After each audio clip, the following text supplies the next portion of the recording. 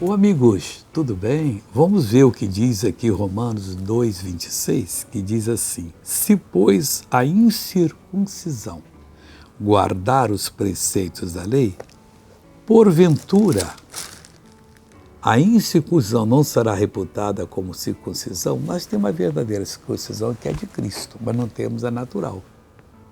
Mas quando nós, que somos a incircuncisão natural, guardamos os preceitos da palavra de Deus, obedecemos aos mandamentos e os cumprimos, nós provamos que amamos a Deus, somos amados por Ele.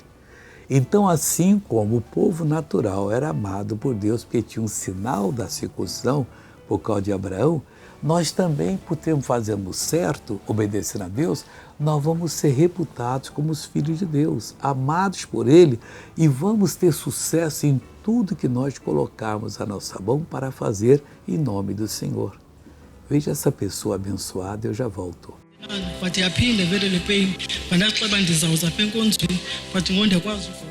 Ela estava com dor nas costas desde manhã, mas agora pode abaixar.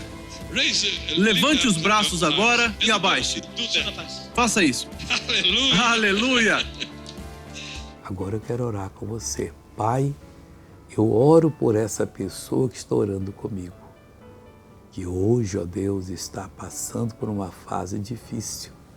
Pai, não ligo o que essa pessoa às vezes fala na ignorância, porque ela agora está entendendo que quando a incircuncisão guarda os teus preceitos da lei, Deus, ela é melhor do que a circuncisão, porque ela faz por amor. Então eu uno a minha fé com a fé dessa pessoa e mando todo o mal sair dela agora, em nome de Jesus. E você diz amém.